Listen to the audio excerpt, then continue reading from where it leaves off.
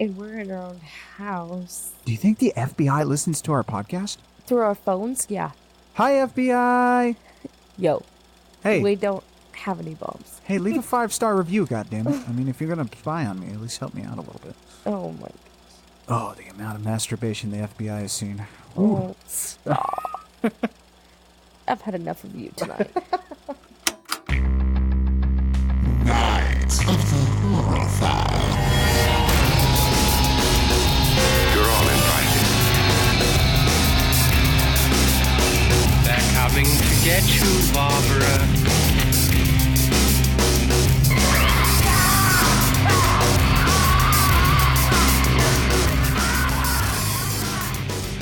Hey, welcome to Night of the Horror File. I'm Lee. I'm Brittany. And we watched The Conjuring. Ooh, bitches. Okay.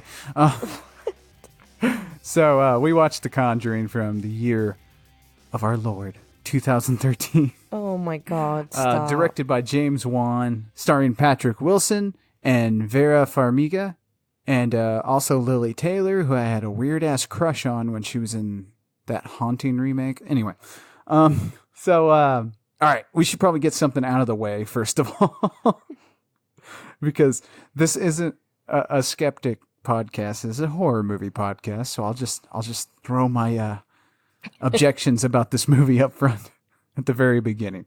So this is based on the stories of the Warrens. Now, the Warrens were paranormal investigators, I guess what you would call them.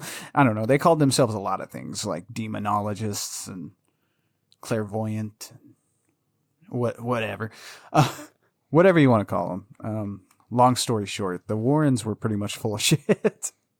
It doesn't take a lot of Google research to realize that most of their stories are debunked. And those stories being The Haunting in Connecticut, which they made a movie about but excluded the Warrens from it. Also, the Amityville Horror is a big one. And obviously, The Conjuring 2, and all these other movies and stuff like that are based around basically just their stories. And here's where it gets a little weird with me, is because I'm going to attack them, but also defend them at the same time. Because if they hadn't have been con artists and swindlers and stuff like that, we wouldn't have cool-ass stories. That's true. So, because, I mean, I don't know, there's a lot of weird, shady shit, and I'm not going to go into it. Like I said, this is a horror movie podcast, not a skeptic channel. So, just Google the Warrens, judge for yourself, but the true story is probably bullshit. So now that I've shat on everyone's parade, let's get into The Conjuring. Go ahead and take us there. I'll let you wind us down the ghostly road. Well, the first thing that I thought was a little strange was it's a Warner Brothers. I don't know. Do they do a lot of scary movies and I just don't know about it? Oh, well, yeah. I mean, technically, they bought Dimension, and Dimension does a lot of horror movies. In fact, this is a subsidiary of Warner Brothers. It was just Dimension. See, I just haven't seen enough. Warner Brothers has had their hand in their fair share of scary movies. It's just because I haven't seen enough scary movies. Right. So, the first thing you see is Annabelle. Ooh. And if you haven't seen any of these movies, you have definitely seen a picture or a preview for one of the Annabelle movies or any of these movies, so you know who Annabelle is. And these women are talking about Annabelle, and they're talking about the doll playing tricks on them. Right. And while we're on it, Annabelle is the lamest horror movie doll ever. Because you had, like, there was an old, as far back as I can remember, I wasn't alive during the 50s. What am I talking about? But during the old Twilight Zone show, there was a killer doll on there, and then it kind of went from there on to that Karen Black movie, which I'm lost with the name right now, and then Chucky, and then on through the years. The thing they all shared was that they got up and moved and killed people. And Annabelle doesn't really do that. In fact, even in this movie, they say she's a conduit for a demon. So it's like a demon holding the doll, not the doll The killing doll folks. Yeah. is not a demon. The doll is just A doll. a doll. Yeah. And it's the creepiest looking motherfucker doll in the world. Yeah. And my problem with that is because the nurses in the scene talk about how, like, what was it, a relative or someone that gave it to them? Yeah, I was a little confused on where they got the doll. Right, because she said something about a relative gave it to him or something like that. And I was like, who gives their family a doll like this? Like, what the Well, it was 1968. Right, I guess so. But it's still, by 1968 standards, that motherfucker is scary. And it kind of reminds me of those old, like, which they did a good job of making it scary. If it wasn't a scary doll, then it wouldn't be any good, because the real Annabelle, or supposedly real Annabelle, that's in the Warrens Museum is it's just a regular Raggedy Ann doll. Oh, really? Yeah. So it's not as scary. So they had to jazz it up for the movie, you know? Oh, definitely. So they're talking about this doll being possessed, and they called a medium, and they're telling the medium about this 7-year-old girl who died in this apartment, and then these people gave her permission to move into the doll, Right. to possess the doll. I'm not pretty... I'm pretty sure that I would not give permission to a ghost to haunt my doll. Well, yeah, because, like, and they show it in this scene, like, because we're in the intro to The Conjuring. This is kind of like... Yeah. Backstory on this Annabelle doll. Because I love how they introduce the doll and everything, because they're setting up some shit. You can tell. It's like, oh, you're setting up whole buttload of movies. I knew this when I saw this in the theaters in 2013. But, like, you know, you're showing, like, a bunch of weird little creepy scenes with Annabelle, and the nurses are hearing, like, knocks on the doors, and there's like, guest bedroom is all scribbled in crayon because the doll's supposedly possessed by a ghost. Mm-hmm. But then we find out through Ed and Lorraine Warren, who are revealed in the funniest way. I'm sorry. This is a great movie, but, like, there's just a few scenes that really make me kind of laugh. And the one scene is how they're introduced, is how, like, Ed leans into the shot. Oh, yeah. And then Lorraine leans into the shot too. It's almost like, I get a lot of shit for this, but I've always said they took this movie and they turned Ed and Lorraine Warren into Christian superheroes.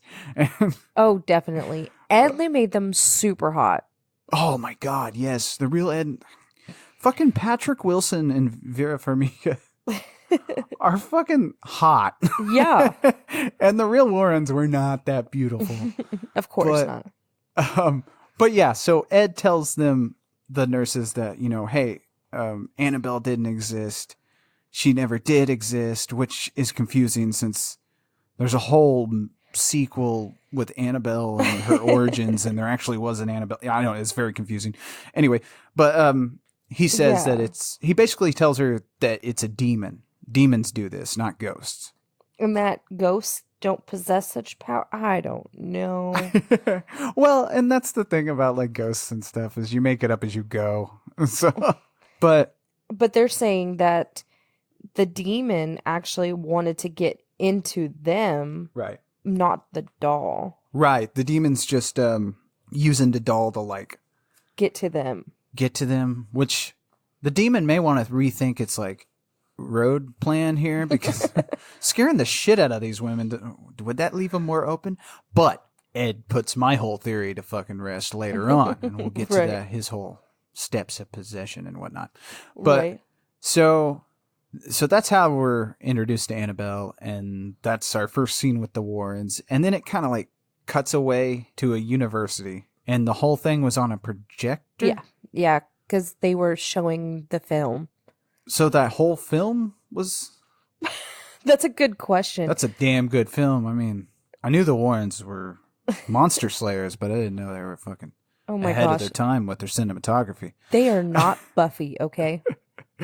That's why these movies are hard for me, because, one, I'm not for people preying on the fear and religion of other people, but at the same time, God, they were good storytellers, and they left us with some badass shit. I mean, Lorraine died in April of this year.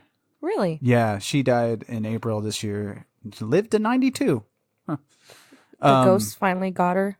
Maybe. I don't know. Exorcism. I don't know. Maybe Ed came back for some of that, some of that clairvoyant That's disgusting. poo-tang. All right. So this is where we're kind of more introduced to Ed and Lorraine Warren, because like one of the students says something about like, well, what do they call you and stuff like that, and Ed's like, well, some call us demonologists or ghost hunters and stuff like that, Or and wackos. that Was my favorite. Yeah, Lorraine's like wackos, but we prefer just to be known as Ed and Lorraine Warren, and that's So I our did introduction. look this up Uh-huh. because I wanted to know what they considered themselves to be, Oh man. like in real life. Oh man. And Lorraine said she's a clairvoyant, and Ed said he's a non-ordained demonologist, Right. which I was like, what the fuck is that? Recognized by the Catholic Church, Yeah, they were. but Wow, that's a lot of paper shuffling over there. I'm so sorry. Not like, yeah, they were full of shit, sadly. But again, cool stories, man. Cool story, bro. And they're not as bad as that Long Island medium chick. I mean, Like, cuts from that class that they're teaching, and it says something about one case so malevolent they've kept it locked away until Oh, yeah. now, yeah, we get a little credit scroll. and it Which- says based on a true story. Boom, boom. So boom. explaining this to our daughter, who's like, Oh, based yeah. on a true story, this is true. This shit happened? Yeah.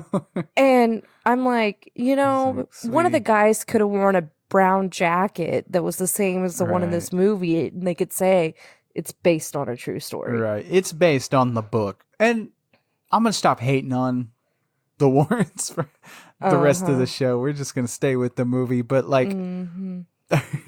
Ed and Lorraine Warren were just making money off of books and shit. So you can't, I don't know. I don't see them as that bad. But anyway. So the movie starts. Yeah, that was just the intro, man. Right. You got a family moving into a house. Mhm. 5 girls. 5. Oh, man, right. Mm. We have 4 kids, and luckily 3 of them are boys. Yeah. And I'm feeling Ron Livingston's pain in this. Oh, by the family. way, his 1971 look, because this is based in 1971, is so disgusting to me. Really? Like his wig. I don't know if he's His wearing wig. a wig. I don't think he is, because it looked like Ron Livingston's hair. But his hair was just so weird, and he just looked It was, disheveled the whole time, which I think kind of that was understand. just normal 70s look for people who weren't in movies. I think that was just how you looked. Maybe so. But And he did also have 5 kids, and he worked. So. right? So and he like fucking he's a truck driver. Mm. But no, Ron Livingston is from, who's the dad in this, is from Office Space, which is okay. a movie we won't review on here, but it's one you need to see. I know. And the mom is played by Lily Taylor, and I've had the weirdest crush on Lily Taylor. I don't know why. It's not like the Carrie crush where I talked about Carrie for the whole fucking recording, and somebody probably turned it off because they thought maybe I was pleasuring myself. But no, I don't know. Lily Taylor's a weird attractive to me. Moving on though. Anyway, and also a fairly big star right now is I have to look up her names. Oh, Joey King. Joey King, yes. She plays Christine, which I think is the second oldest daughter. Yes. No, the third oldest. The third oldest daughter. And Yes. Joey King was recently in Hulu's The Act. The Act, which is about shit. Gypsy Rose. Yeah, Gypsy Rose. Yeah. Gypsy Rose Blanchard and her mother, Dee Dee? Yes. Dodo? No, just kidding. Dodo. I couldn't remember her name.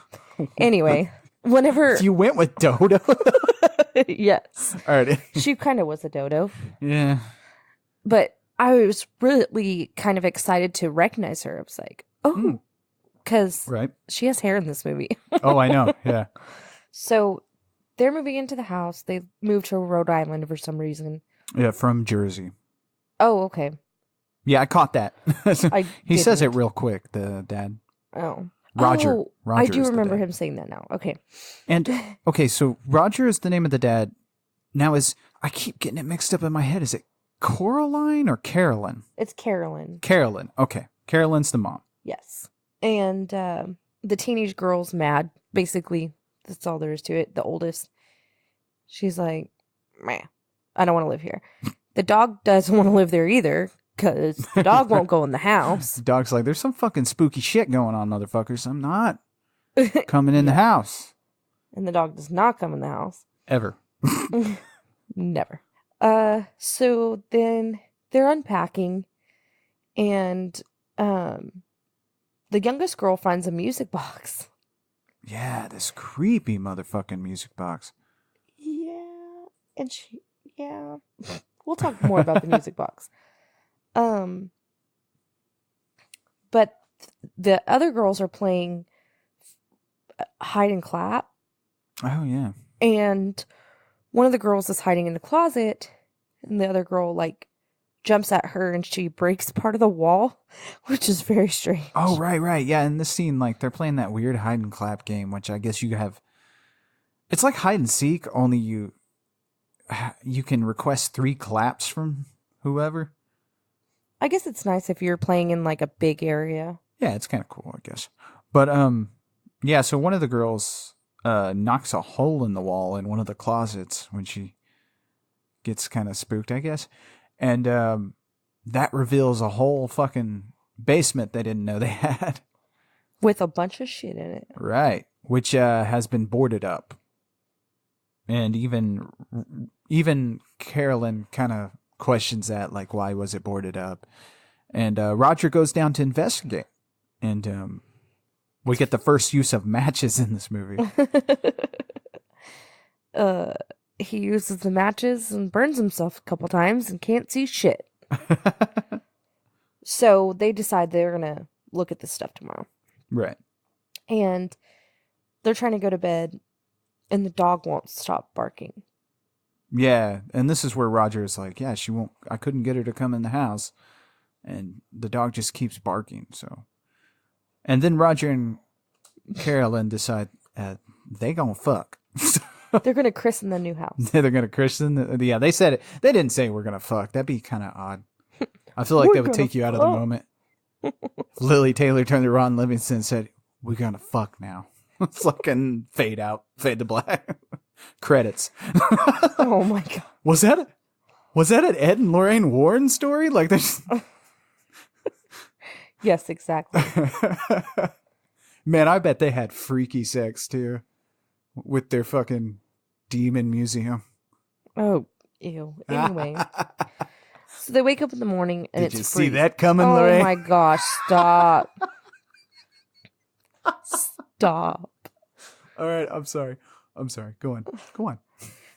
So they wake up in the morning and it's cold. And it smells bad in one of the girls' rooms.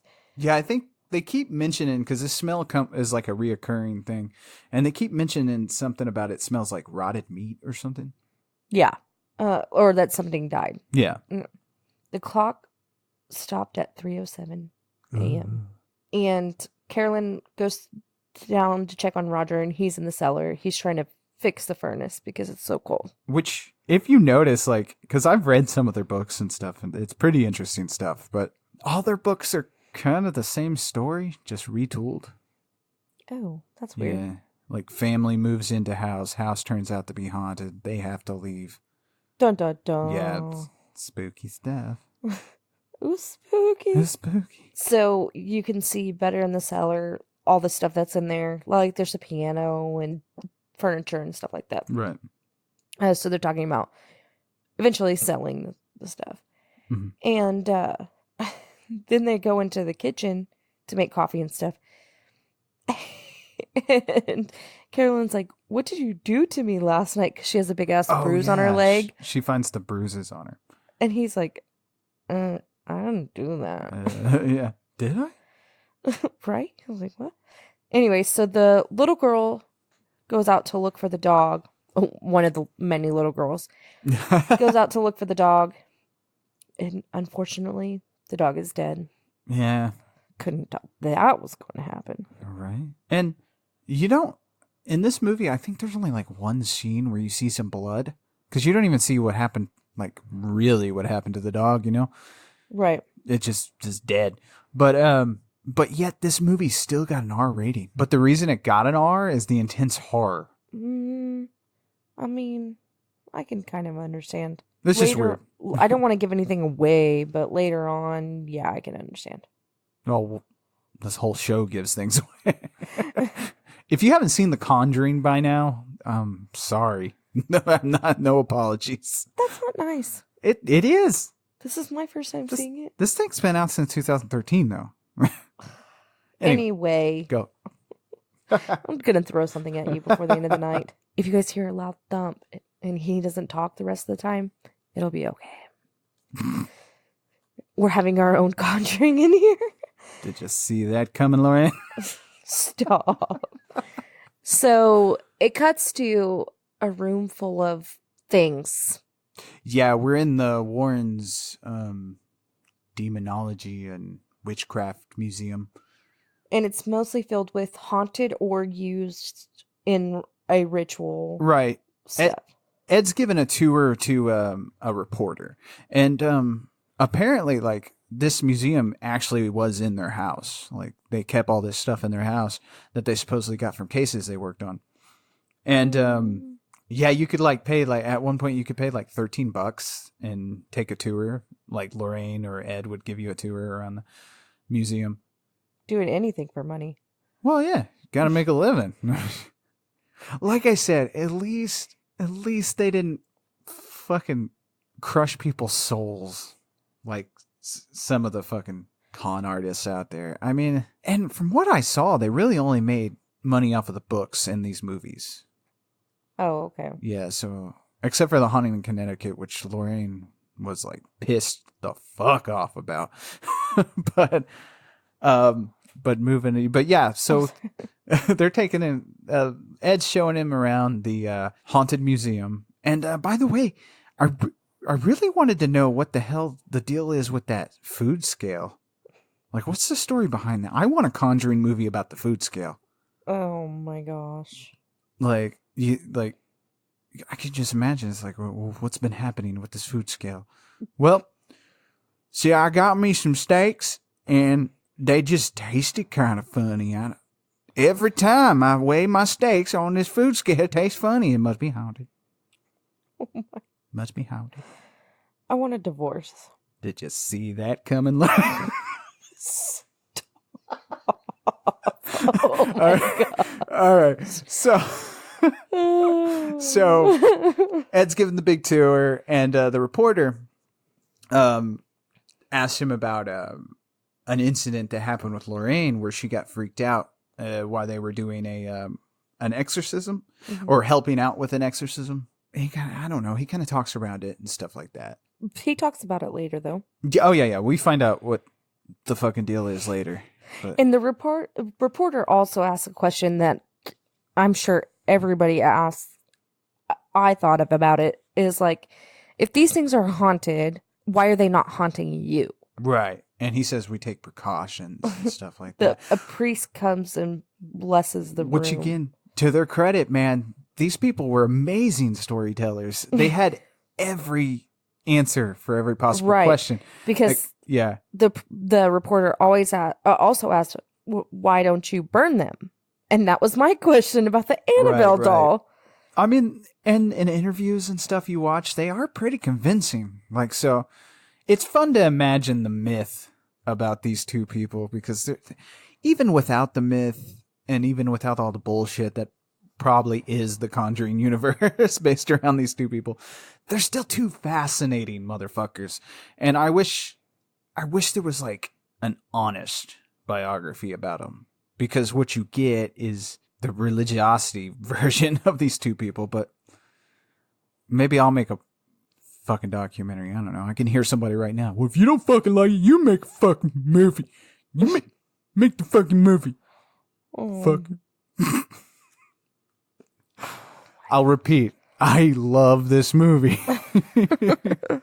I'm not attacking this movie. I just think it's not based on truth. That's all I'm going to say. All right, moving on. So the reporter's really interested in the fact that he has the Annabelle doll. Mm-hmm. And sorry. And this is where the girl, Judy, Yeah, their daughter. Ed and Lorraine's daughter, was like in the room. Right. And Ed was like, "Get out of here." What the fuck? And well, he doesn't do that. I know, I'm just kidding. And this is where he just starts punching her in the face. Oh my gosh. It was a weird no. part of the movie. I didn't know what James Wan was thinking.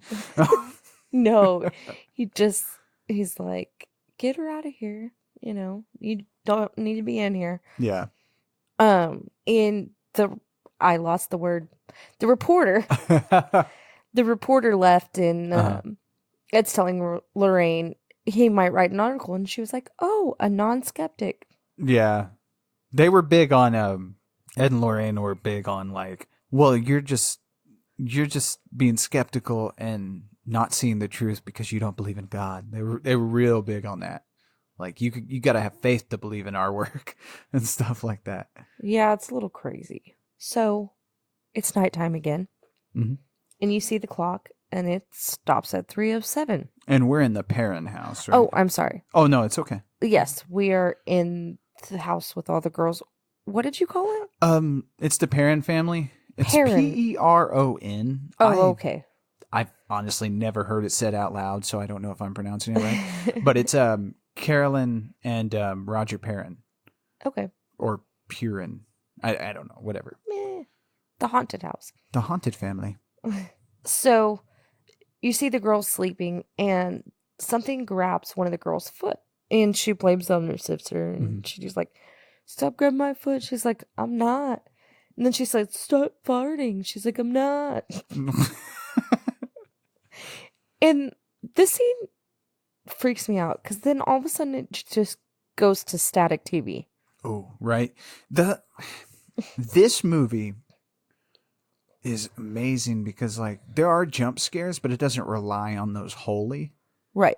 Like it establishes like a sense of dread. It's kind of like we'll watch these later on. It reminds me of the old Hammer movies because they didn't have a lot of like effects to work with. So what they really relied on to scare you was the dread, where it was like it built a sense of suspense up into a point where something happened and it got you that jump scare.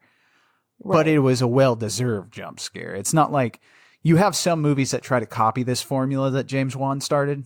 And he started it back in like 2010 with Insidious, which wasn't his first trip into the horror genre because he also did Saw.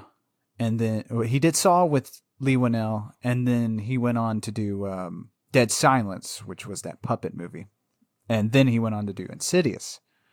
And all his movies have always had that like well-deserved jump scare in it. It felt like it was needed. It didn't feel like the whole movie was just one big jump scare.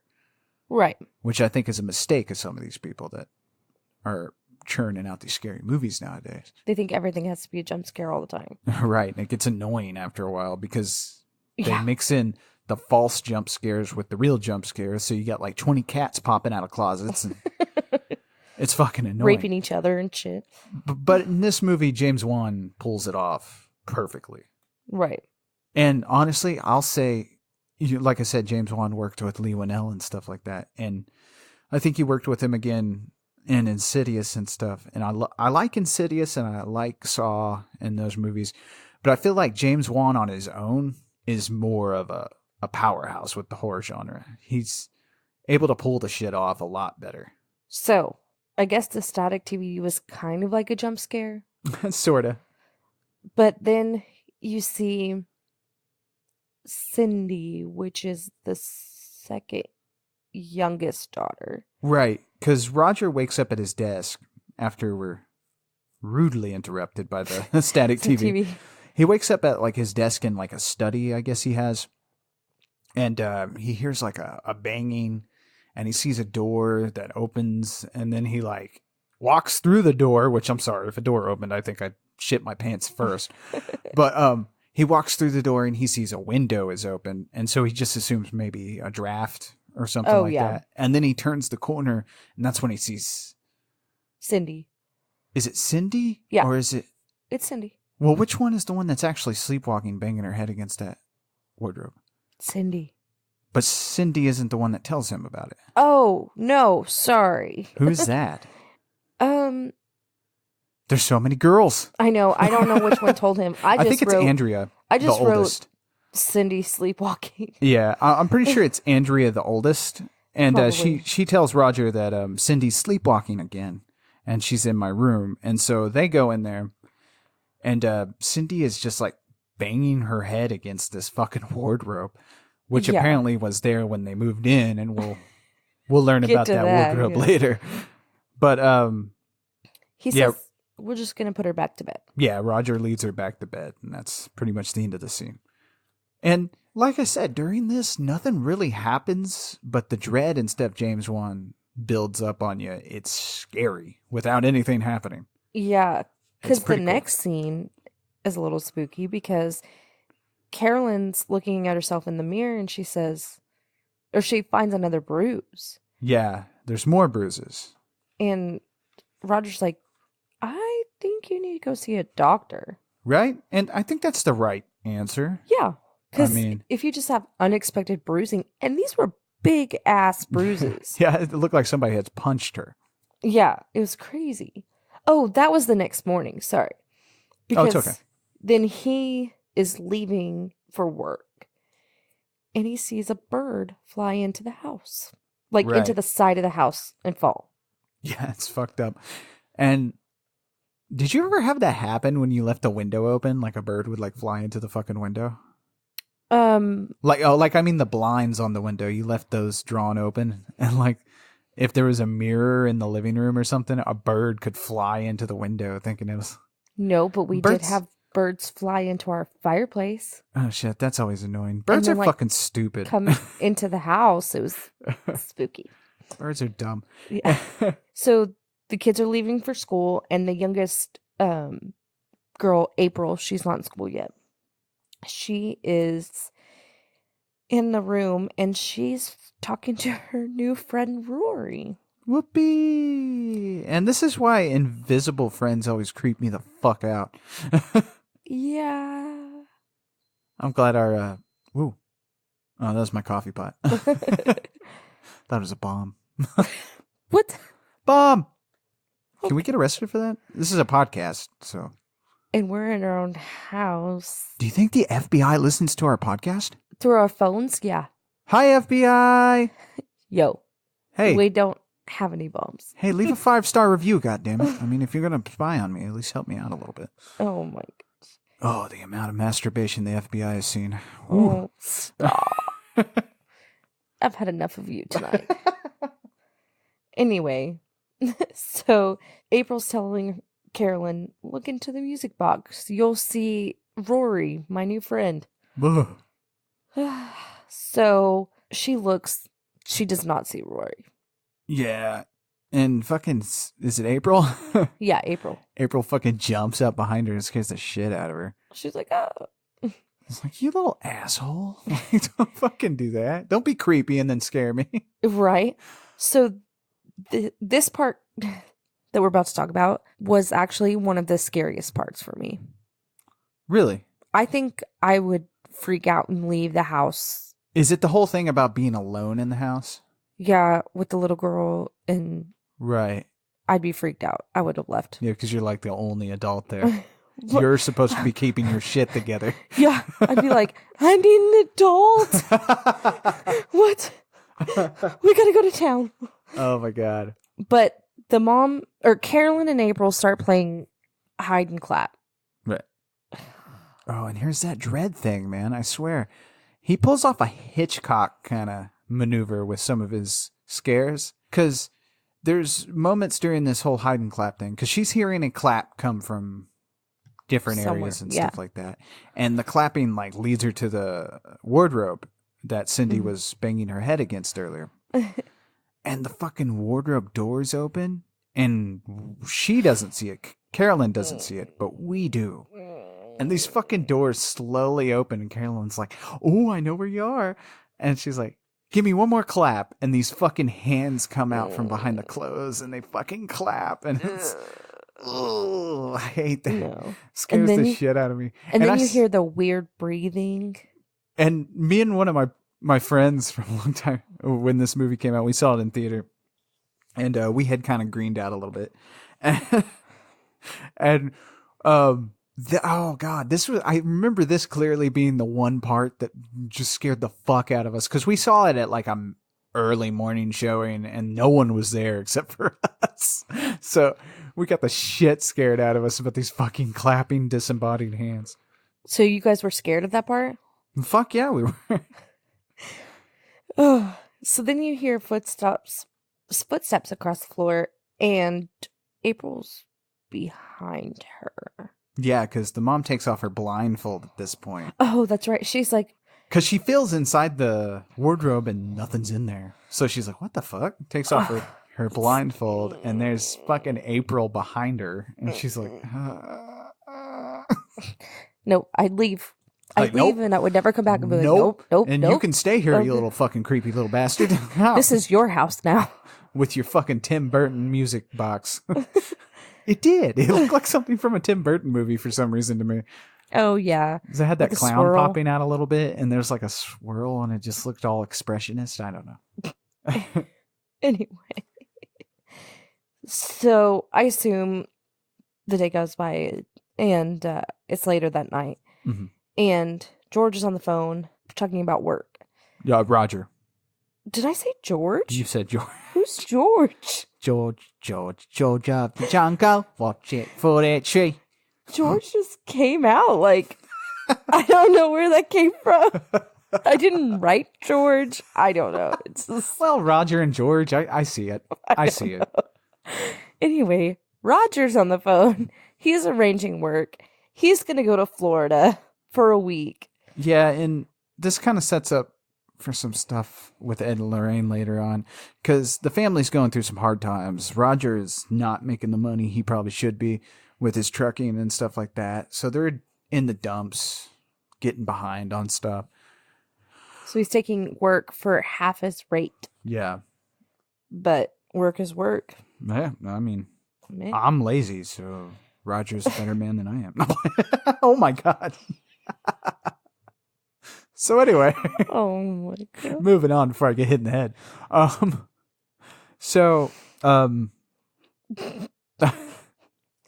They say, we're going to get through this. yeah. I was like, okay. This kind of makes me sad. Yeah. Been there. So, again, you see the girl sleeping, and someone grabs one of the girl's feet. Right. But this time, they pull the girl. Ooh, yeah. It pulls her hard, like pulls her like halfway down the bed. Yes. Oh, and this is Christine. This is the girl that's played by Joey King. Right, right. I was just so happy to see that.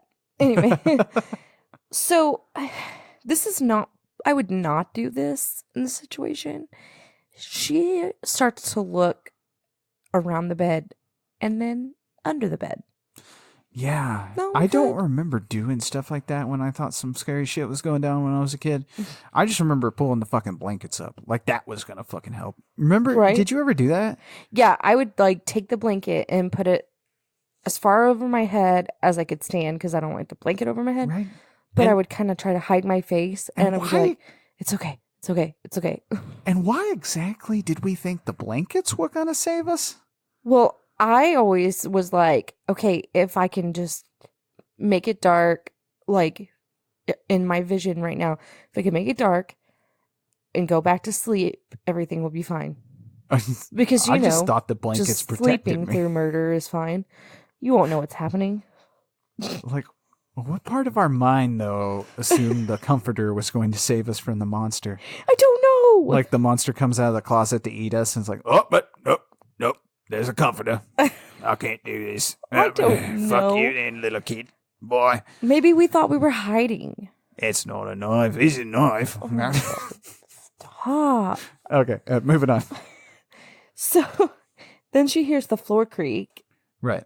and the door slowly starts to move. And this is more of that fucking dread. And it didn't so much scare me this time around because I've seen this movie like 5 or 6 times by now, and it loses its polish after a little while. Mhm. But still, though, that dread, though. Yeah. If, like, you didn't watch this alone, though, and that's what I regret about these movies like this, I think you should watch them alone. I think I should fucking not. Yeah, huh? Because this movie gives you that feeling in your fucking stomach. I that got just- it. I didn't need to be alone for that. I'm good.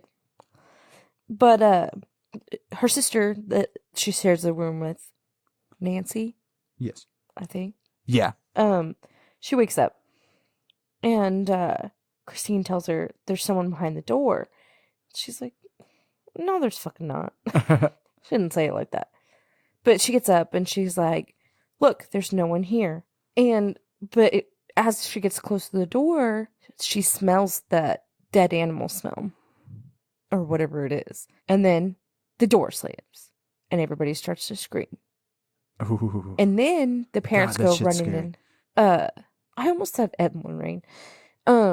Carolyn and Roger come running in and the door won't open. But then all of a sudden they got it open. And Christine's crying and she's saying there's something behind the door and it talked to me. It told me it wants my family dead. Ooh. Yeah. I was just like, oh. And she did a great performance of a scared child. Oh, yeah, yeah. It's honestly, the acting all the way around in this movie is fucking perfect. I mean, nobody is bad. I can't think of one person that's off. No, they were all pretty good. Yeah. And she was only 13 in this movie. Oh, really? Like, the actress was only 13 in this movie. Oh, so she did yeah. a pretty good job. Oh, yeah, definitely. I mean, I should have seen it with this movie, but Joey King is actually a really good actress, like, especially with that movie, The Act. Or show, The Act. Yeah. Like, she was kind of out acting. What's her name in that movie? Rosanna Arquette? Or something Arquette? Yes. One of the Arquettes. One of the Arquettes. I'm not sure which one. And then you were telling me that one of them died. And I was like, what? Yeah, that was sad. I can't remember which one died. She was cool, though. Alexis. Alexis is the one that died. I don't know. They're all pretty hot. Alexa. Yeah. Oh, of course. Even Alexa was fucking smoking, man. So, anyway. It cuts to the Warrens outside of their house. And Ed's like telling Lorraine that he's going to go to the store or something like that. And she was like, we've been married for 15 years. You're lying. And I thought this whole thing was a little weird. But I guess the priest wants to talk to them and have them check something out. And Lorraine's going on about how God brought us together for a reason. And this is one of the reasons. I don't know. It's strange. Yeah. She goes into like, basically God brought them together for a reason, basically to destroy evil and stuff like that, I'm assuming, without actually saying it, because if they said that, that would be a really cheesy line. Right. But even this line kind of skirts cheese a little bit. Yeah. With the whole God brought us together and stuff like that. And they say it a lot. So it's weird. They do a good job not to get. I mean, this whole series is overtly religious, but I'm an atheist. But like, I still feel like I can watch these. Like with The Exorcist. The Exorcist is overtly religious, Right. but I still watch them and I still enjoy them. Fucking, they still scare the shit out of me. So they do it well. Yeah. So Ed and Lorraine went to these people's house to check out Paranormal Activity, not the movie. They didn't want to watch that shit. Anyway. And they're like, no, there's rational explanations for all of this stuff. Your house is not haunted. They were like, okay, cool. So cuts to Carolyn looking at more bruises Right. Carolyn's becoming a bruise cushion. And now she's taking an iron deficiency pill. Right, because I guess 70s doctors couldn't run tests. Anyway. Well, A lot of this isn't just from the Warrens. It's also from Carolyn Perrin, because she wrote a book as well. oh, okay. So a lot of this stuff where the Warrens weren't involved in came from that book. Oh, okay. I'm not sure how much of that is extremely true, because I only researched this movie a little bit. So, I mean, I researched the Warrens a shit ton before I even saw this movie, but take it with a grain of salt. Right. I'm a podcaster. I'm not a fucking historian. So then she hears a giggle and a clap. So it sounds like the girls are up and playing. And it's past bedtime. This fucking hide and clap game. Jesus. I know. So she's like telling the girls to go to bed, and she goes on the hallway, and the girls are not in the hallway. They're not playing hide and clap.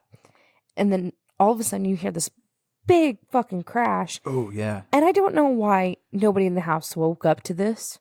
I don't know either. Because they don't, it was kind of loud. But all the pictures that were on the wall in the stairway had been pushed down. And Carolyn's looking around, and no one's awake. Nobody's around. She goes down the stairs, and that clock was loud as shit. Oh, yeah. It's very... yeah, but even the ticking before it does the thing... Oh, yeah. Now, it's very loud. My parents have a clock like this. It's not... I don't know, but that's a huge fucking clock. But like, yeah, it is. My dad's clock that he fucking prizes. He loves that clock. But that grandfather clock that they have, if you're quiet and there's not a TV going, because my dad has that surround sound, you know how he is. Oh, yeah. If everything's quiet, you can hear that motherfucker ticking. Oh, I bet you can, yeah. Yeah, it's loud. But the way that they made it sound yeah. for the movie is amplify very Yeah, they definitely ominous. Yeah. So she's looking around, and here's another clap. Mm-hmm. She said, "Who is that?" Okay, don't talk to the spirits. They don't want to talk to you. Well, at this point, does she think it's spirits, or she thinks someone's fucking with her? She thinks like one of the kids is messing around, I think. So, I guess she followed the clap into the cellar. Well, like the basement. The basement, but like at the door, she didn't go down there. Right. That's because somebody pushes her down there. Oh man, that door fucking smacks her right in the head. Oh, because she says, "I'm gonna lock you in." Yeah, she turns around, that fucking door just slams her in the face, which good stunt work, I guess. It was really good. It didn't look fake. And she falls down the stairs, so she gets hit in the head with the door, falls down the stairs, and then no fucking bruises. Oh yeah, you've never fallen down the stairs before? Shit. Get right back up. Oh yeah. Sure. So she's like laying on the floor, and all of a sudden a ball just rolls across the floor. This reminds me, and we'll watch that movie later on, but this reminds me of The Changeling with George C. Scott. There's a scene where this is a great haunted house movie and stuff like that, but George C. Scott in The Changeling, that was an amazing haunted house movie back in the day. And what happens is he walks in through the door, and he looks up these stairs, and all you see is this ball roll out of the darkness and just kind of come down the stairs real slow at him. And it's, for some reason, that shit sticks with you, because it's like an innocent child's toy mixed with the dread and the fucking scare of a fucking ghost and shit, or whatever the fuck's happening. And it just has that oh shit moment. And then then the light just pops out. Yeah. Oh. Well, she had run up the stairs. Right. And that's when the light popped out. And then she kind of hears giggling. Oh, God. But then she finds matches. Well, if you noticed earlier when Roger went down into the basement, he had those matches looking around. There's a quick little cut scene. Or not cut scene. Cut scene would mean it's not in the movie. There's a quick little scene where it kind of shows him put those matches on the stairs. And at they the top. stayed there for longer than a week? I'm assuming so. I mean, Okay. Maybe. because he in case replaced the something light happens. bulb, so what would you need the matches? Oh, okay, yeah. Anyway, so she's lighting the matches, and then something next to her says, "Want to play hide and clap?" And claps. The fucking hands come out of the darkness and clap. And she's locked in the cellar. Oh, God, that's so fucked up. Locked in the dark. Like, And then, upstairs, Cindy's banging her head again. oh, yeah, on that door. Or the door. On the, On the wardrobe. I keep wanting to call it an armoire. What is an armoire? It's like a stand-up dresser. A wardrobe is where you hang clothes. Oh, okay. Yeah, Okay. it doesn't have drawers. An armoire has drawers. Oh, okay, that makes sense. Yeah. Okay, sorry. So, one of the other girls gets her in bed. Oh, the girl, what is her name? The oldest one. Anyway, she's like, I guess you can sleep in my bed. Yeah. And, Yeah, she leads Andrea. Is the oldest. And she leads April back to her bed and lays her down and kind of walks back over to the wardrobe. that's because she can still hear the banging. Yeah, and she's like, what the fuck? And walks over to the wardrobe, and that's when April behind her sits up, and she's looking above Andrea's head Yeah. at something on top of the wardrobe, and she gets that. Which, like I said, the kids in this movie are really good at acting because she gets that fucking dread face, that like fucking Oh, fuck. Yeah. that pit of your stomach scare face everybody gets when something really disturbs them. And Andrea turns around and looks up, and there's this fucking witch on top. And it looks like, what did it look like to me? Kind of like the girl from The Exorcist. It kind of does a little bit. To me, it looks like a Deadite from Evil Dead. But, like, yeah, this is our first little look at the witch in this movie. Because that's what this movie... It took me like a year to figure out that it was about a witch. Yeah. Because, like I said, I saw this movie when I was extremely high when I first saw it. And, of course, that made me almost piss myself at the theater. But, yeah, this is our first little look at the witch. And, yeah, she's all, like, gross looking and stuff like that. And she jumps off of it. Oh, yeah. And, like, tries to attack the girls. Whew. Right. But then, Dad comes home. And, the witch, her name is, fuck. I was trying to figure this. Bethesda? Yeah, it's... Bethesda? Bathsheba. Bathsheba. It doesn't matter. Bathsheba. We don't say I'm going her to call her name in. Bathsheba. That's what we're calling her now. Okay. But she's played by Joseph Bishara. Yeah. And for James Wan and stuff, he's played a lot of demons in these movies. Oh, really? Like, he's the demon in, which James Wan didn't direct it, but he's the demon in Annabelle. He's the lipstick face demon in Insidious. He's Bathsheba in The Conjuring. He's in Insidious Chapter 3 as the lipstick demon. The Conjuring 2, he's a demon. Annabelle Creation, he's a demon. Did you hear the dog jump off the bed? It freaked me out. I told this movie leaves you freaked out, man. It does the attack. job. I think this is honestly, out of the movies we've done, would you say this is the scariest? Yes. Okay, because I started you out with some kind of easy ones. They're not too scary. Like, they're fun, scary movies is what we have been watching. Right. But this one, I think, is the first one that really, ooh. Yeah. So anyway, Joseph Bishara plays Bathsheba. The witch. Yes, the witch. Hey, I've been wondering, how the hell does a horror movie podcast do a Halloween special? Well, that's where you come in, dear listener. For our Halloween special, me and Brittany are going to read some scary stories written by you. We need some short horror stories, preferably 2 or 3 paragraphs long, and we need you to write them. So if you want us to read your story, submit it to horrorfile1987@yahoo.com. That's horrorfile1987@yahoo.com. By September 21st is the deadline we're looking at. Be sure to include a name, a website, or anything you want us to shout out for you. I'd love to give you some credit. Anyway, love y'all. Stay spooky. Now back to the show. And, okay, so Roger comes home and he gets everybody calmed down and gets Carolyn out of the cellar. Yeah, because he's like, what in the fuck is going on around What am here? I coming home to? Yeah, because he comes home to fucking chaos, and he's just been on the road working for pennies. It's like, what the fuck? No. So it cuts to Ed and Lorraine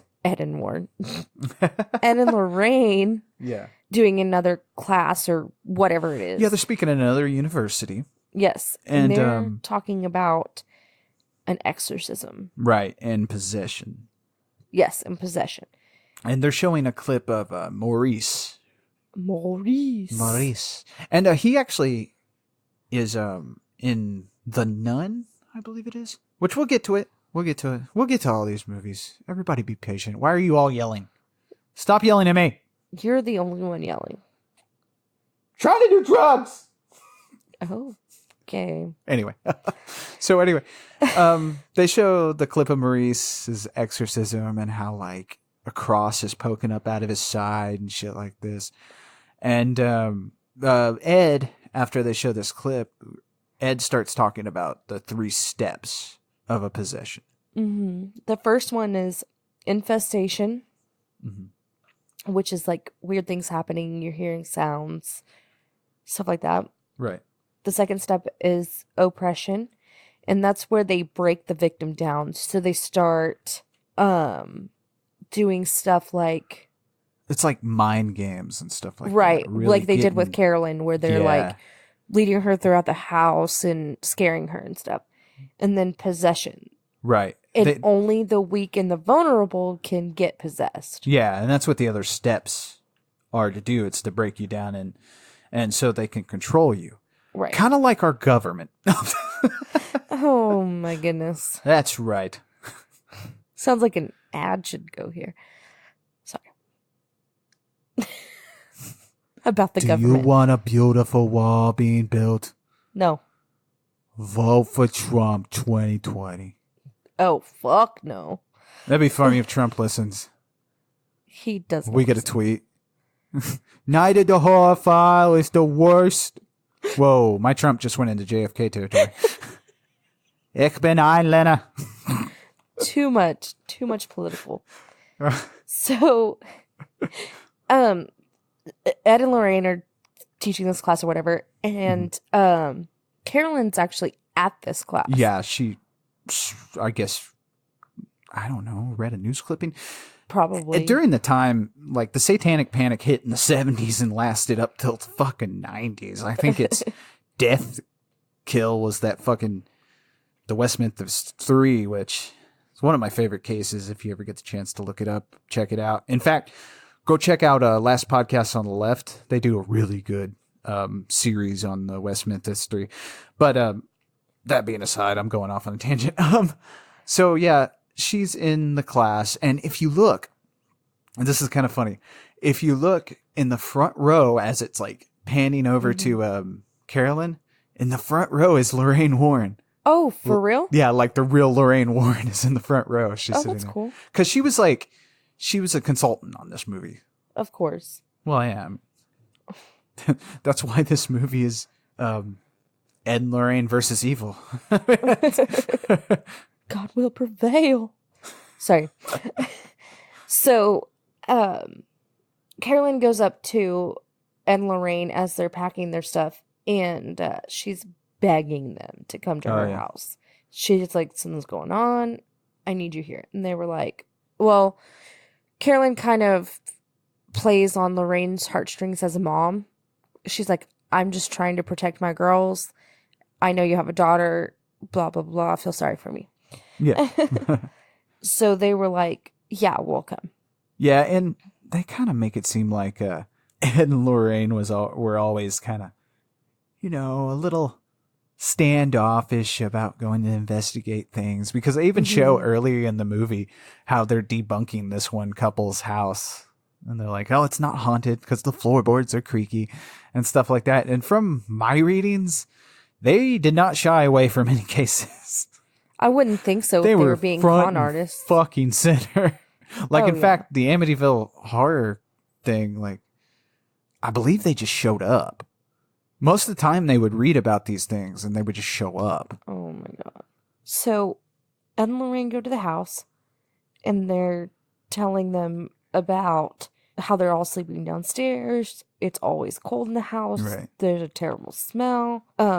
There's a knocking noise. And Ed's like, does it come in threes? Birds flying into the house. Like the side of the house, not in the house.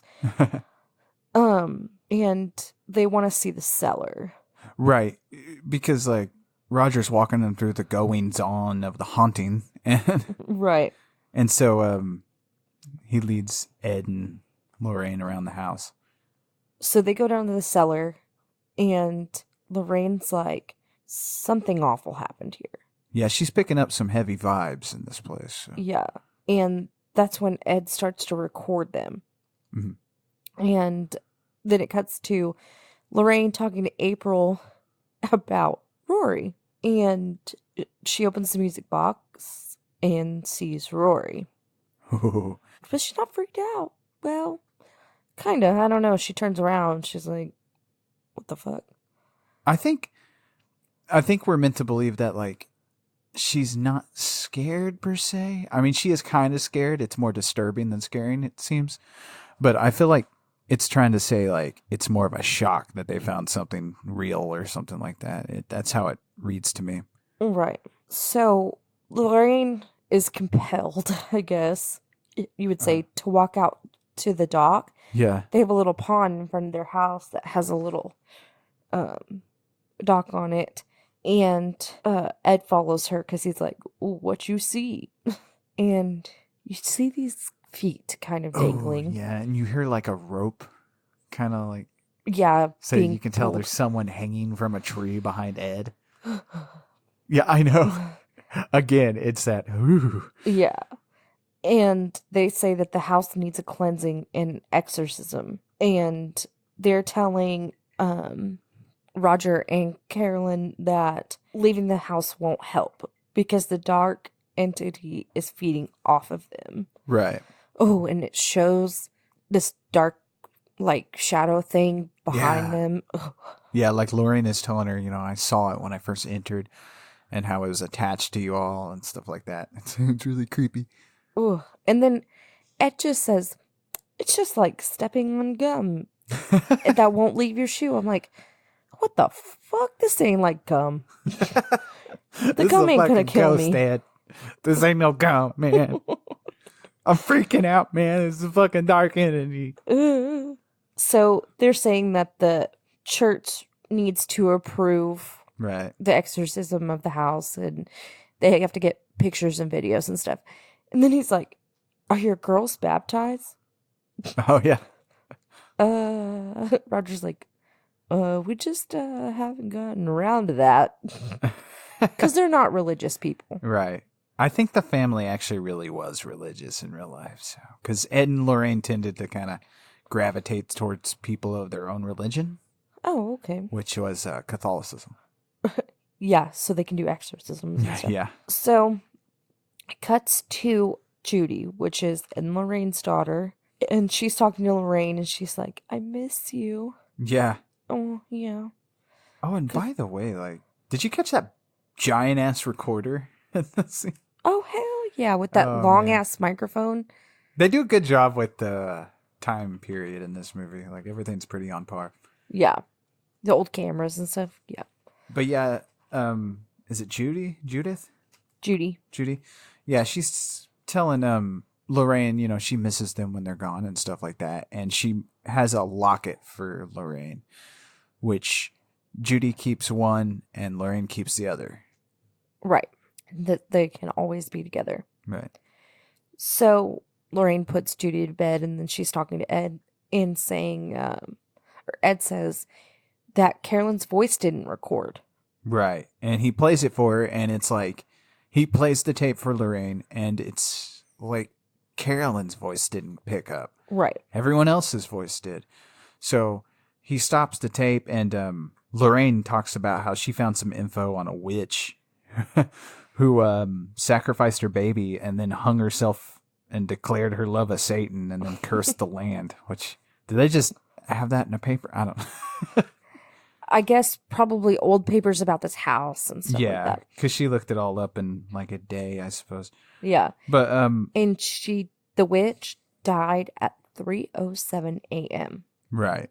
And then there was another mom with a boy named Rory, and Rory went missing like in the woods, and his mom went down to the basement and killed Right. herself, or in the cellar.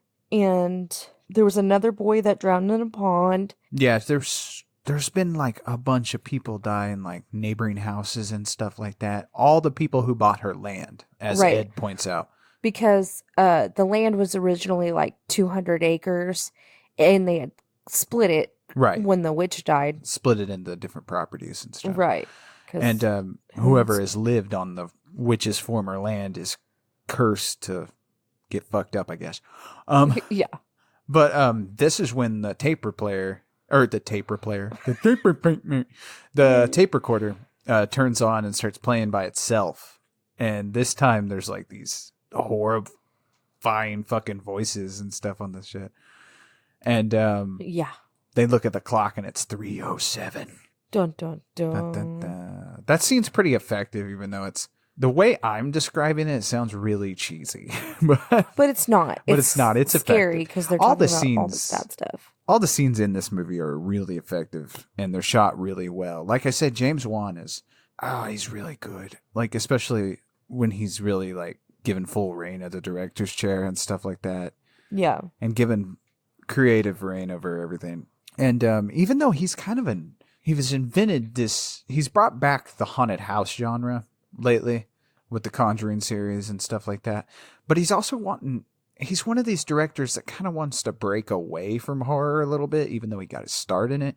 Like recently he's done Aquaman. He's done that Fast and the Furious movie that came out, and he's working on a couple other action movies and stuff like that. So he jumps back in, but he also likes to get away from the horror genre, kind of like Wes Craven.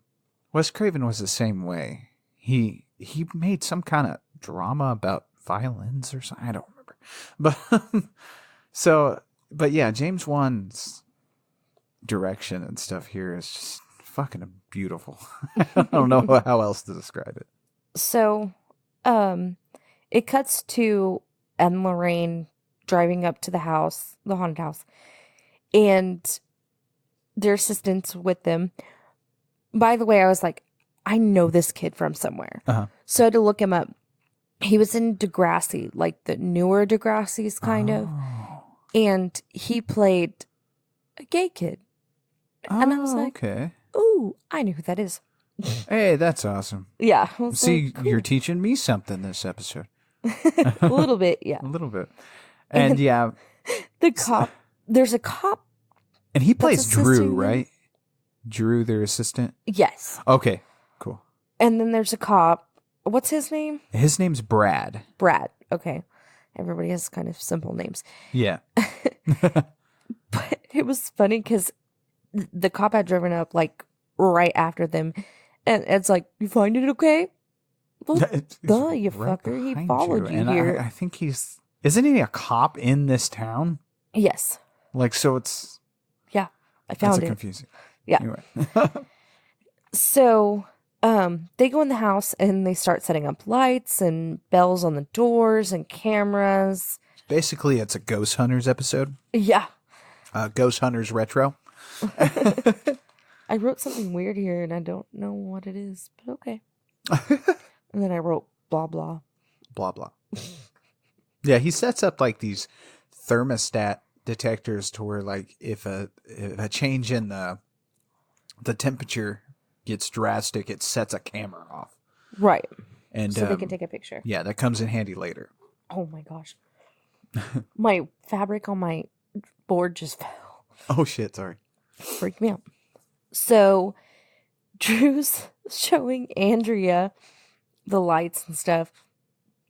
And it was just kind of funny because she's looking at him like, ooh, a boy. Oh yeah, they're flirting. Yeah. And then all of a sudden in the hallway, the door opens and there's like a pause because there's a bell on the door. And the cop comes out and he's like, what? I'm just going to the bathroom. Yeah. Everybody was like, I gotta whoa. go. Yeah, everybody's on fucking edge. Yes. And so they're they're listening to the room noise. Right. Because they have speakers in every room or recorders or whatever they are in every room. Mm-hmm. And Ed pulls out the holy water and Roger's like, what is this for? And he's like, just to piss off the spirits. Yeah. Really? And he kind of says it like that. Maybe he doesn't say pissed off. He says something about like holy relics and stuff like that kind of tend to agitate them, so they might get some better results. Agitate. Because the whole point of this is to get proof for the church to approve their exorcism of the house. Right. And then all of a sudden, when they're talking about this, the door opens again. Or a door opens. And the camera goes off. Yeah. And the cop's like, ooh. Not me this time. Not me this time. Yeah. So they go down to the cellar.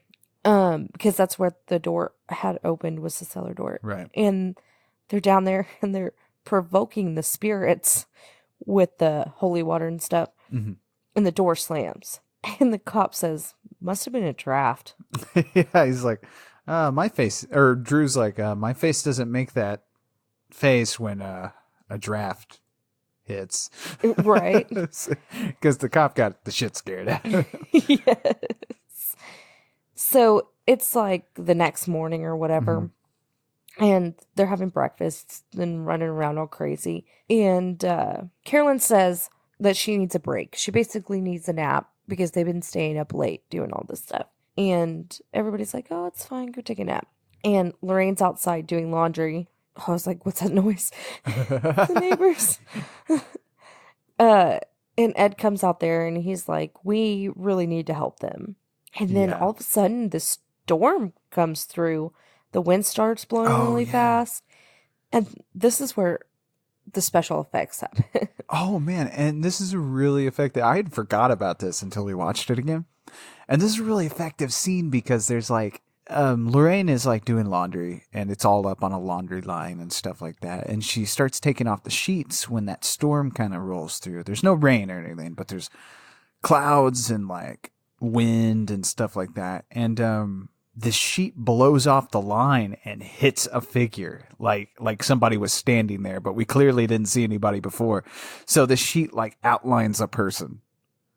And then it like blows off the figure and up on the window, and then you see a person in the window. Right. And I don't know, that effect was really cool. Yeah, it was crazy. So it cuts to Carolyn sleeping in the bed, and she's getting marks on her arm like someone's grabbing her arm. And, this is the grossest part. You have to tell it, where the guy like... Oh, yeah, so it's the witch. Oh, sorry, the witch. And you see these marks develop on... Carolyn's arm, and obviously she's holding her down, and the witch like throws up in her mouth. Throws up blood. Yeah, like Sam Raimi style. And it's fucking gross. And so Lorraine was running into the house. Yeah, Lorraine's booking it upstairs to check on the mom because she saw the figure in the mom's window. Mm-hmm. And she finally gets Carolyn to open the door, and Carolyn's like kind of brushes it off. Oh, I just got a little sick. Where are the kids? Just walks off. Right. And I mean, obviously she's possessed by the witch, which we find that out later. I just gave it away. Terrible. So it cuts to Ed working on Roger's car. Does he do everything? Jack of Yeah, all trades. I think, like I said, you're shown that the family is down on their fucking luck and shit like that. Things are rough. So that prompts Ed and Lorraine to help out around the house and stuff like that, making them more of the Catholic superheroes Oh, yeah. that they're meant to be portrayed in this film. But Right. so Ed's helping out and fixing the old Chevy. And he's telling Roger a little bit about the exorcism that him and Lorraine were in on, Right. and how every little thing that they do how everything they do takes a little piece of Lorraine's soul, and Right. that the exorcism took a bigger piece of her soul. Right. It's kind of like it fucks with her each time. Yeah. Oh, so later that night, I'm assuming that night, whatever, everyone's sitting around just waiting for something to happen, and the wind chimes start. And, because the cop, what's his name again? I'm sorry. Brad. Brad's the cop.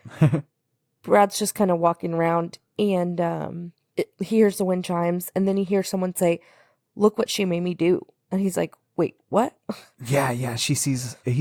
Brad sees like that maid or something, and her like wrists are slashed and shit like that. And she's like, "Look what she made me do." And then like she walks off out of frame. And Brad goes into the kitchen, obviously. Oh my God, there's a fucking maid in here. So he goes to investigate, and she like flies out of nowhere and like slams him against the wall. Yeah, and he's like, everybody's like, "What the fuck is going on?" And Yeah. he was like, "I saw the woman dressed like a maid." And down the hall, a picture gets taken. Yeah. And then you see Cindy walking, and Ed says something about Cindy didn't trigger that. Yeah. There's someone with her. Yeah, because like I said, they're not motion detectors, they're temperature detectors. Right. And like Ed says, there's somebody with her. Right. So somebody's walking with her. So he wants to let her walk so they can see where it's going. And Cindy walks into a room, and the door slams and locks. And someone says, "Follow me this way." Right. And they get into the room, and Cindy's not there. Yeah. And they have to get that And this is the room with the wardrobe. right. And so Ed gets a UV light and follows the foot, because we're introduced to that UV light earlier when the assistant Drew Sorry. was flirting with Andrea. Mm-hmm. We get introduced to what that black light does. Is it basically like sees like where your hands and stuff. Anyway, it can track whatever. The UV light can see her footprints, and so Ed is following them, and they lead into the wardrobe. Well, they stop once they get into the wardrobe, and Ed's like, "What the fuck?" Right. So what ends up happening is they find a fake, like it's a false wall that slides back of that wardrobe that slides to the side, and it goes into a crawl space into the walls. And Cindy's in there, and they get her out. And April's just there, and she's like, "That's where Rory hides when he's scared." It's like, is your only job to be fucking creepy, kid?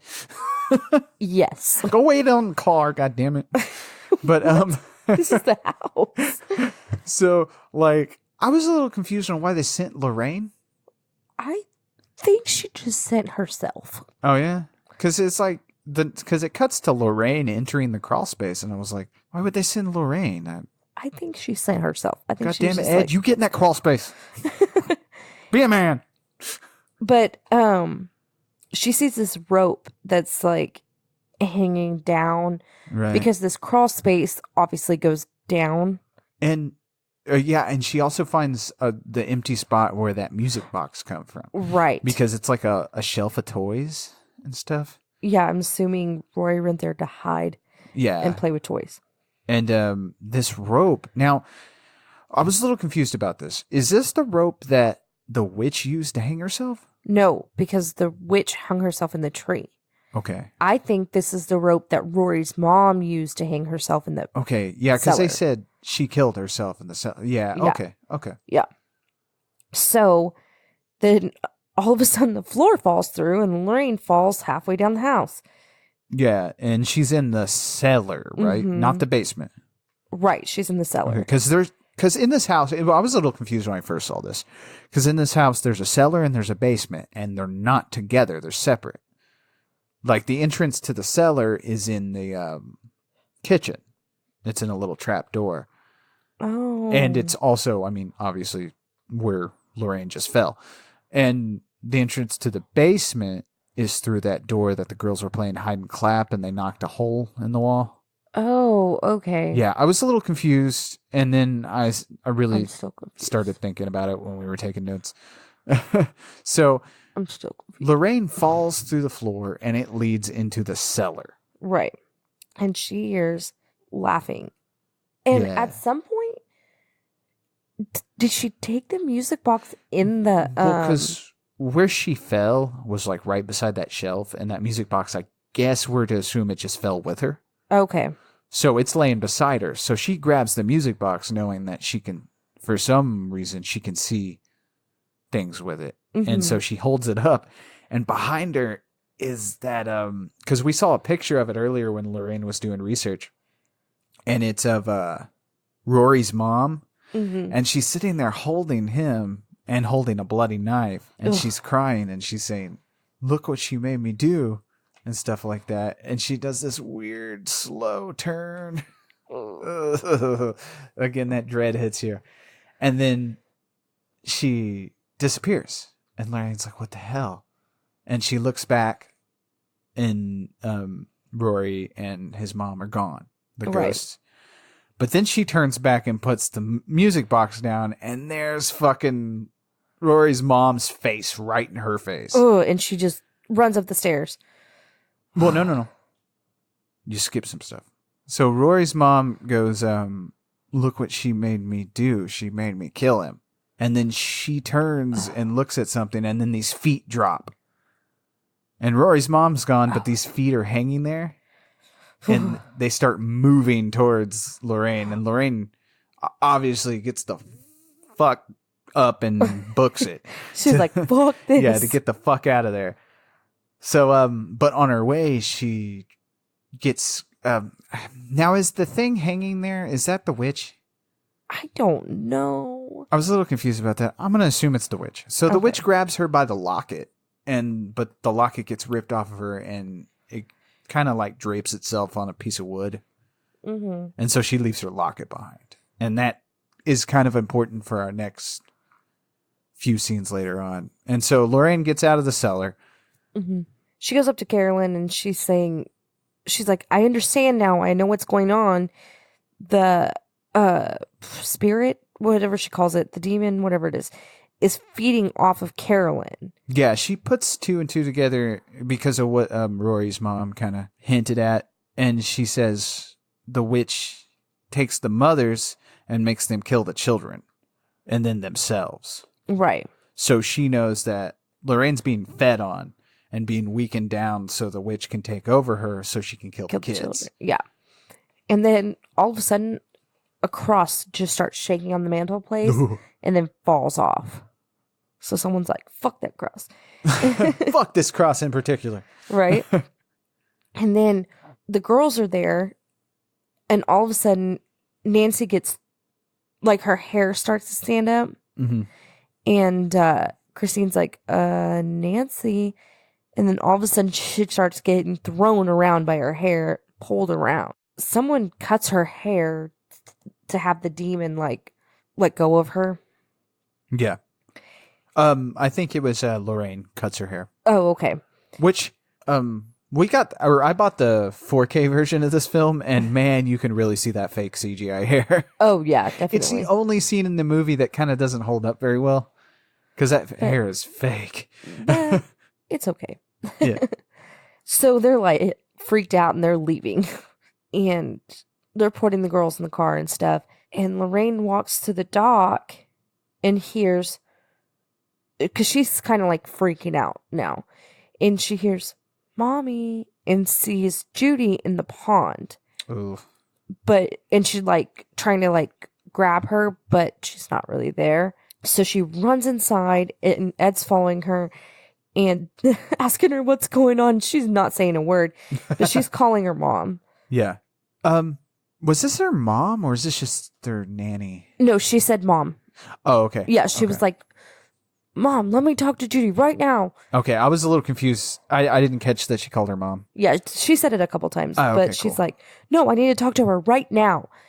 And so she talks to Judy, and Judy's just fine. And it cuts. Oh, no. Then Ed and Lorraine are like, we're going to go talk to the priest. Right. Because this needs to be done right now. And Roger loads up the family, and they head to a hotel. Right. So Ed and Lorraine are at the church with the priest, and he's saying, well, the kids aren't baptized and they're not members of the church, and we're going to need approval from the Vatican. And Ed and Lorraine are like, dude, this needs to happen right now. Which is funny because even though I don't believe in this tribe, why does if the church is so let's kill evil and stuff, the Catholic Church, and which they're not because the whole little boy scandal, that's anyway, if they're all about saving people, why do they have to get all sorts of approval? Probably so they don't get sued. I suppose. I don't know. Either way, so the priest is like, we got to get approval from the Vatican and stuff like that since they're not members of the church. And Ed shows him the pictures and stuff, and he's like, well, I've never seen anything like this. They need help right away. Mm-hmm. And the priest is like, yeah, I've never seen anything like this either. And he agrees to kind of push it through himself to get it going real fast. So then it cuts to nighttime, and there's a thunderstorm, and Judy is sleeping in her bed, and her locket starts shaking, and Judy feels someone tug at her feet.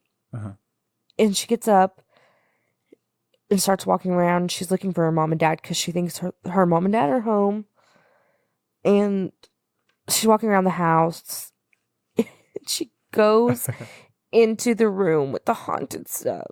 I'm like, don't do that. Don't do that. Don't do that. Yeah, so she kind of goes in there and then she turns around and leaves. But then it pans over and we see that Annabelle's gone out of the cage. Dun, dun, or dun. cage. And then all of a sudden, the light turns off, and she hears a loud banging. And then, that's the light in the hallway turns off. Then she hears a loud banging, and then the light in the room turns off. Right, so that freaks her out, and she runs into the study, where... Yes. Where there's someone sitting in the rocking chair. I'm pretty sure it's the witch. Yeah. Holding Annabelle and brushing her hair. Oh, God. And slowly Annabelle's head just turns. Which that is such a... If you ever see a Dead Silence, that is such a borrowed shot because there's a scene in Dead Silence where the fucking... And let me just say, the ventriloquist dummies in fucking Dead Silence are scarier than anything in this movie. Any of the Annabelle scenes in any of the Annabelle movies. And...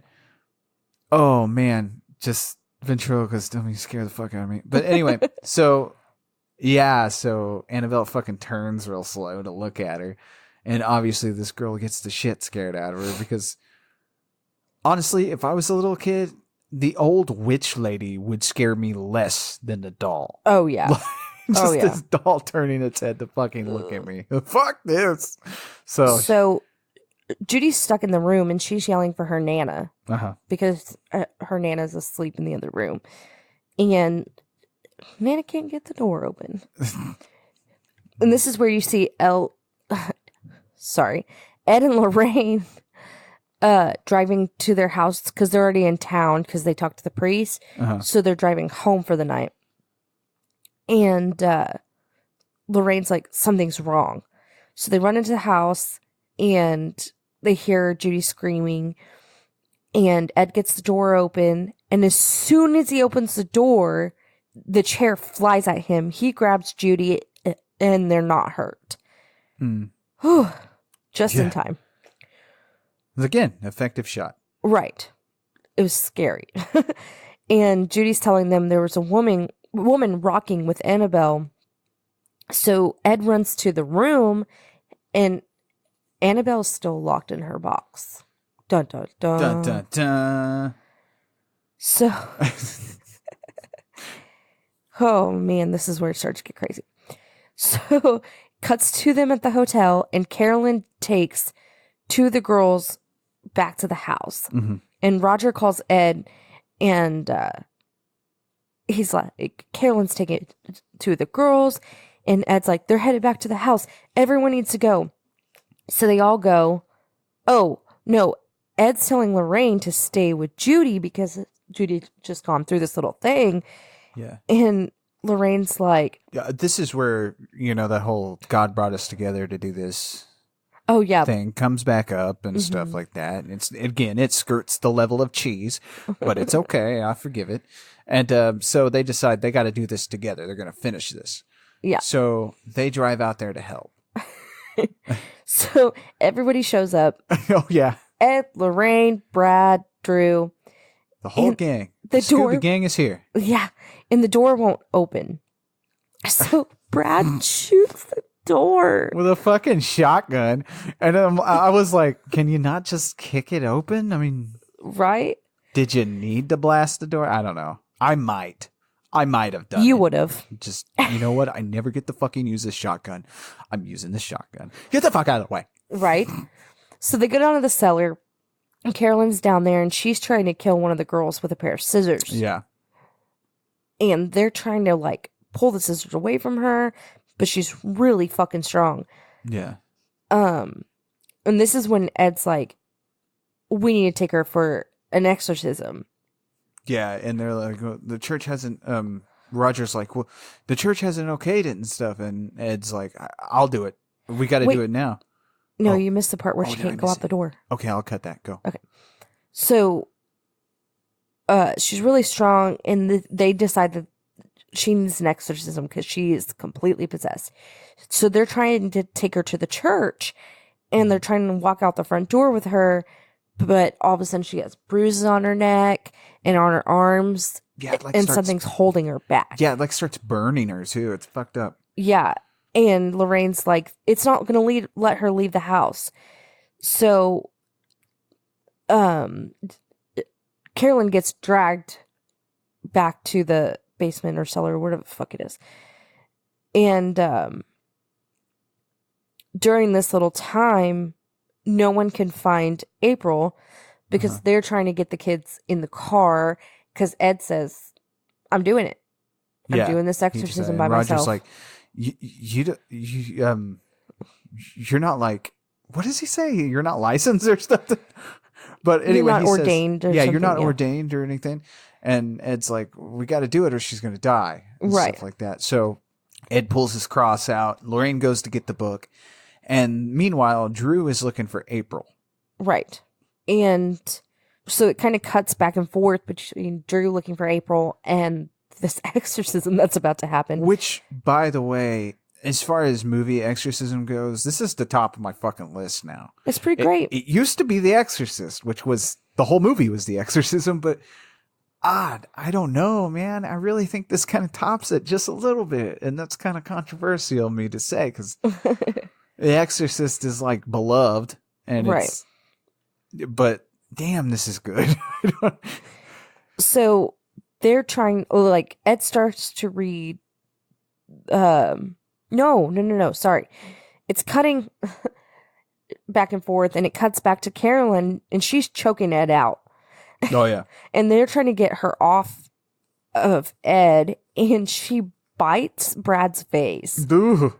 Which, by the way, ow! Yeah. Like she bites him right on like the cheek meat. It's just, ugh. Yeah. Ooh. Yeah.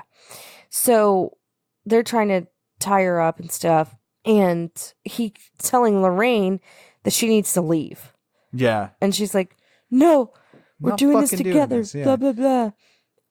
So then it cuts to Brad looking for April. And Drew. there's all the... sorry. Why did I say Brad? Drew. It's looking for two April. normal names, and it's very confusing. Yeah. But the birds start to, like, hit the house, and one of them goes through the car window. Yeah, where is it? April? No. That's where Christine is. Christine is. Yeah, Yeah. that's right. Okay. And there's birds, like, everywhere. They're, Oh, like, yeah. In swarming the shot, house. This fucking shot's cool because the camera comes away from Drew, who's in the house, comes out of the door and kind of does this. I don't know what you would call it. It starts at like one edge of the house and kind of does this little half circle around, and then it goes through the basement window to where the exorcism is going on. I love that shot. It was pretty great. Yeah. Out of all the cinematography in this fucking movie, that shot is I love that shot for some reason. Yeah, it's crazy. Because like as it's zooming out and doing this half circle, all the birds are fucking going nuts around you and stuff like that, and it's pretty great. Yeah. So now you see Carolyn. She's strapped to the chair. They have a sheet over her. Well, because she bit, Brad in the cheek meat. Because I was like, why? But okay. Cheek meat. So, Ed's reading from this book, and he's reading in Latin, and obviously Carolyn's like freaking out, and then all of a sudden she like throws up blood a little bit, on the sheet, and that just makes it even creepier because there's just a red spot. And is it here that she kind of her face rips out of the sheet? Yes. Oh God! And she's like, the makeup effects they put on her is fucking horrifying. Yeah, because she's slowly kind of turning into the witch. Oh yes. And dear God, that shit's scary. It was pretty crazy. Yeah. So, it cuts to April under the floor. Yeah, she's in the cellar.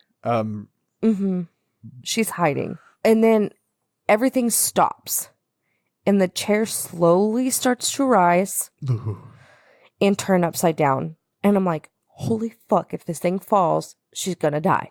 Oh, That's what I'm thinking That's the whole fucking time. horrifying. And then it falls. I'm like, oh my God. Yeah, it falls and it like breaks apart. And he's like, hold her and stuff like that. And so like Brad and is it Lorraine have to hold her? Oh yeah, Brad and Lorraine are holding her. Yeah. Brad And Roger. Oh yeah, Roger's there. Shit. I was like, there's another person holding her because Lorraine is doing something else. Yeah. So the chair falls on the floor, and Ed's yelling, let her go, talking about the devil or the demon or whatever it is, let Carolyn go. And no, Roger says this because he's right by her face, which is creepy as hell. She turns over and she looks at him and she says, she's already gone, and everyone's going to die. And then all of a sudden the gun floats up, and Brad shoves Ed out of the way, and then there was a shot fired. Yeah, because like the witch was controlling the shotgun, and it almost fucking kills Ed. Right. But is it Brad? Brad pushes him out of the way? Okay, cool. Brad pushes him out of the way. Brad shoves him out of the way before the shotgun hit him. Yeah. So, fucking Drew. He yells when he finds April. Yeah, because he sees her in the cellar. And she's under the kitchen or whatever in the cellar. And he's like, I found April. Yeah, so he starts like hacking at the floor to open this thing up. And but that alerts. Yeah, that alerts freaking Carolyn witch. And she grabs the scissors and fucking skitters off into the fucking crawl space to go like kill her daughter, which is God. If like how much therapy would you need after this whole fucking so situation? much therapy. Yeah, my mom was possessed by a fucking witch demon, and she came crawling at me with scissors trying to stab me in the face. So Carolyn witch crawls through the crawl space to get to her daughter, and she pretty much gets her, but Ed is following, and Lorraine is up above her in the kitchen.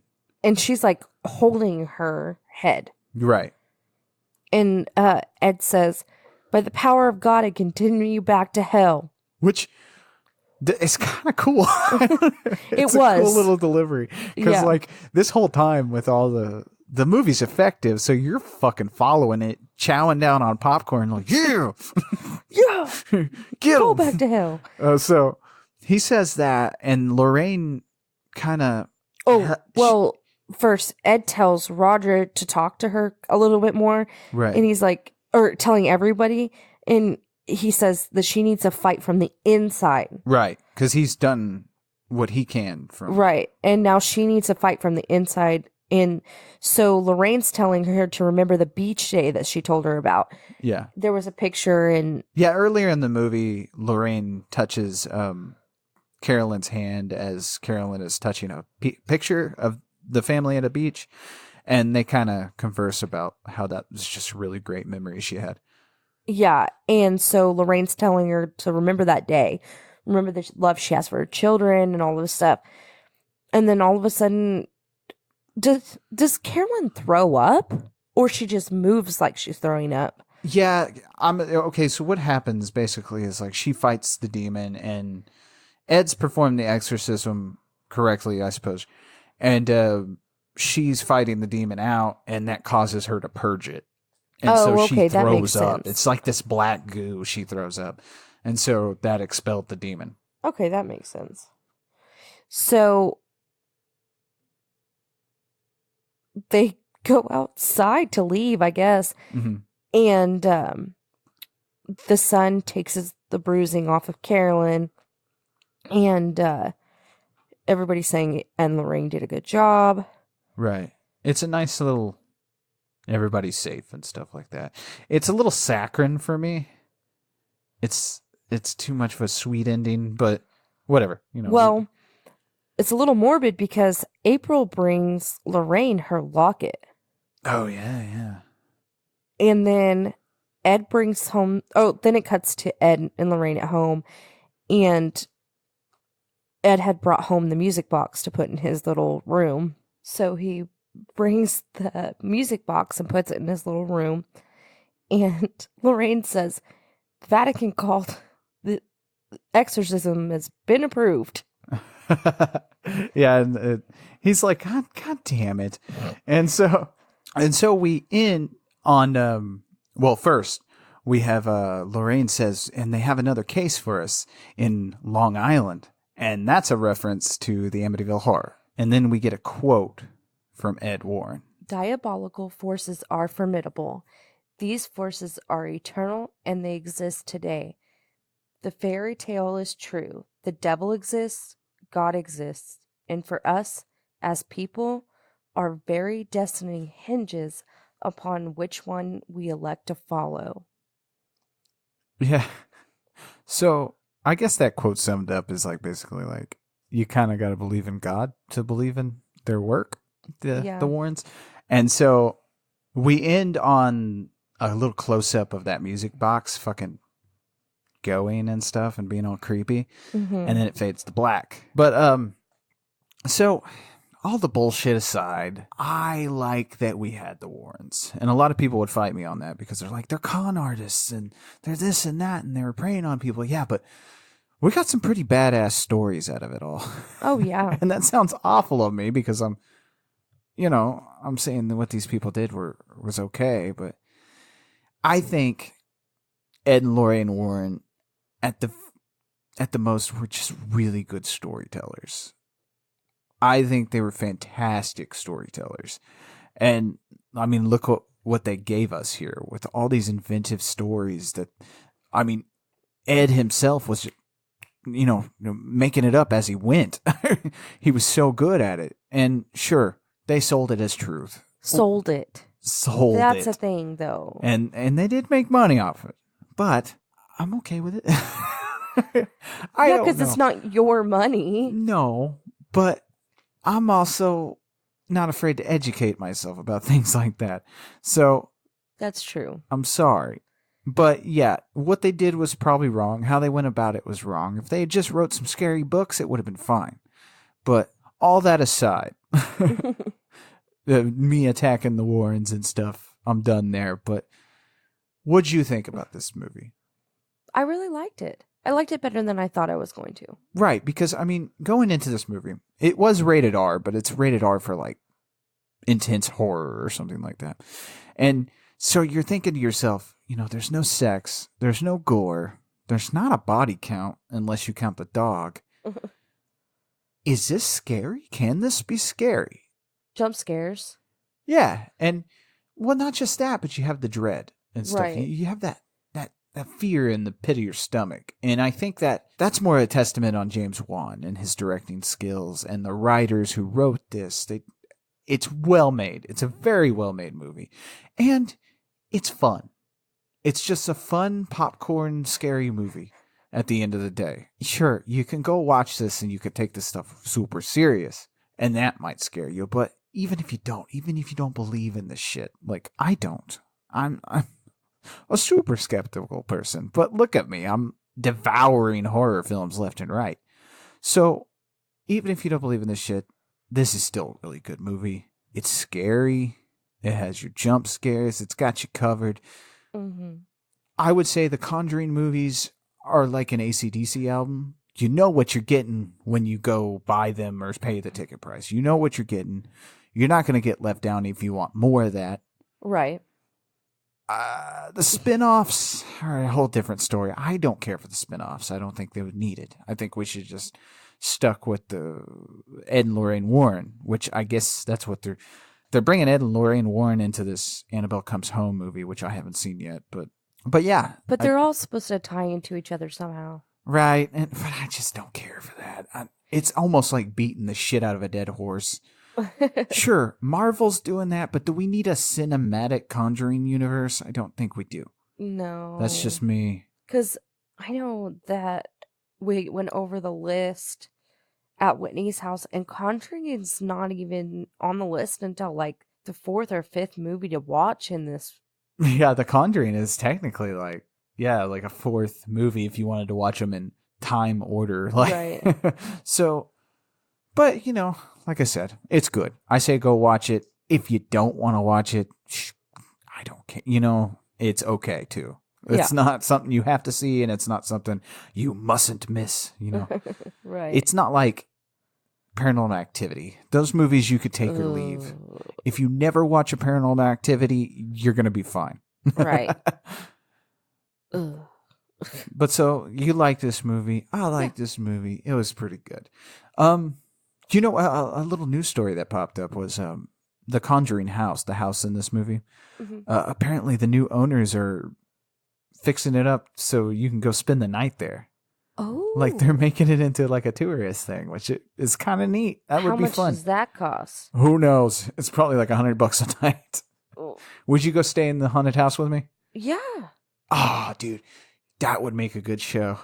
We should do one of our podcasts from a haunted house. Oh, hell yeah.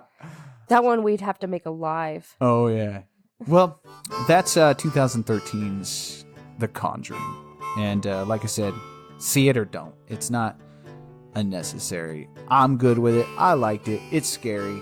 I had fun. But for next time on Night of the Horror File, we are getting to a movie that I think you have to see. It's the fantastic Sam Raimi's The Evil Dead, 1981, and we're popping Brittany's Evil Dead cherry. Ooh. Yep. Because you've never seen this movie. That seems bloody. It is very bloody. It's very bloody. Starring Bruce motherfucking Campbell. Your favorite. Oh, my favorite. Until next week with The Evil Dead, I'm Lee Evans, and I'm going to stay spooky. Stay horrific. Bye-bye. Bye. Hey, thanks for listening. We hope you join us again next time. Be sure to find us on Twitter, Instagram, and hop on over to the Facebook page. Let us know what you think. Also, if you like what you hear, leave a 5-star review on whatever platform you listen on. Stay spooky. See you next week. Bye-bye.